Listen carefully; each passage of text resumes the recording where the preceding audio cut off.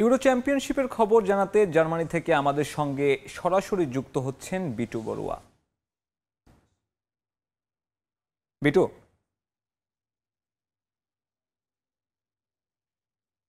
ফুটবলের জমজমাট আসর অর্থাৎ ইউরো কাপ 2024-এর এই মুহূর্তে কোয়ার্টার ফাইনালের খেলায় জার্মান যারা সমর্থক রয়েছে তারা কিন্তু একেবারে দারুণ একটি মুহূর্তের জন্য অপেক্ষা করছে। বিশেষ করে আগামীকাল সবকিছু ঠিক থাকলে বাংলাদেশ সময় রাত 10টার সময় মুখোমুখি হবে ফুটবল পরাশক্তির অন্যতম একটি দেশ, পৃথিবীর শক্তিশালী ফুটবল যারা খেলে থাকেন সেই দেশটির নাম হচ্ছে স্পেন।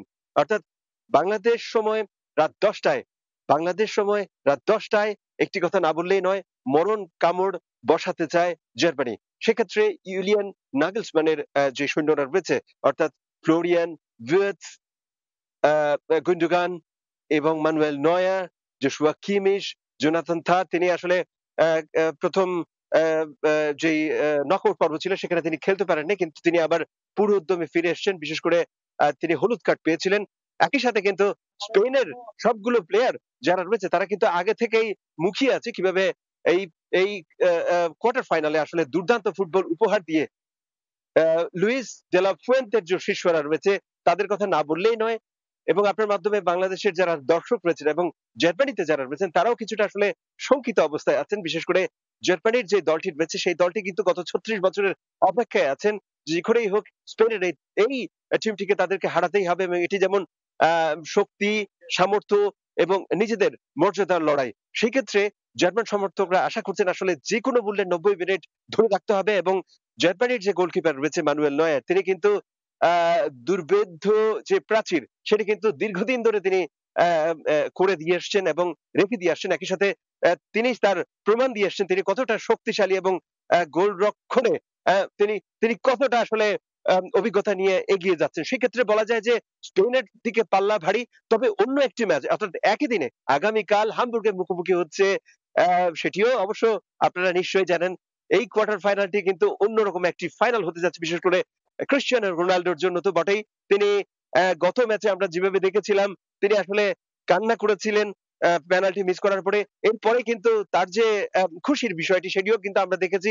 হাসি এবং কান্নার মধ্য দিয়ে তিনি কিন্তু কোনো না কোনো ভাবেই কোয়ার্টার ফাইনালে পৌঁছে গেছেন। কিন্তু এই যে দিদিয়ের দেশম ফ্রান্সের যে কোচ তিনি কিন্তু ছাড় দিয়ে কথা বলবেন না।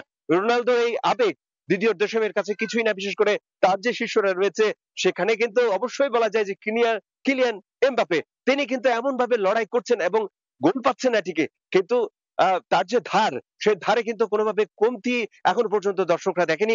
একই সাথে কিন্তু সেখানে গ্রিজমান রয়েছেন, মার্কুস থুরাম রয়েছেন, চুয়ামেনি রয়েছেন এবং শেষে যিনি দুর্ধর্ষ গতিতে বলটি জালে জড়ানোর জন্য চেষ্টা করেছিলেন সেই কুলুমুয়ানি কিন্তু রয়েছেন। এবং তাদের প্রত্যেকের খেলোয়াড়দের জার্মানিতে যে খেলার সেই অভিজ্ঞতা কিন্তু তাদের রয়েছে। তবে হলুদ কার্ড দেখার ফলে সেখানে যে রাবিওল আছে তিনি কিন্তু খেলতে পারবেন না। তবুও কিন্তু দিদিয়ের দেশমের যে ভরসা সেই ভরসার জায়গাটা কিন্তু তাদের যে খেলোয়াড় রয়েছে তার দলের যে খেলোয়াড় রয়েছে সেই খেলোয়াড়রা প্রত্যেকে কিন্তু চমৎকার ভাবে ফুটবল খেলে আসছেন এবং আশা করছেন যে পর্তুগালের যেসব খেলোয়াড় আছে তাদের সাথে তাদের একটা ভালো বোঝাপড়া রয়েছে। এবং ফ্রান্স পর্তুগাল পাশাপাশি একটি দেশ। সেক্ষেত্রে বলা যায় যে আসলে স্পেন, ফ্রান্স, পর্তুগাল, জার্মানি সবগুলো আসলে কোনো দেশই কোনো দলই শক্তিতে কম নয়। তাই মরণ কামড়ে কে এগিয়ে যায় এবং কে শেষ পর্যন্ত জয়লাভ করে সেটি আগামীকাল দেখার অপেক্ষায়। তো এই ছিল আমার কাছে বার্লিন থেকে ফুটবলের যে উন্মাদনা, বার্লিন থেকে এবং জার্মানি থেকে সর্বশেষ। সহকর্মী বিটু বড়ুয়া জানাচ্ছিলেন ইউরোর সবশেষ খবর।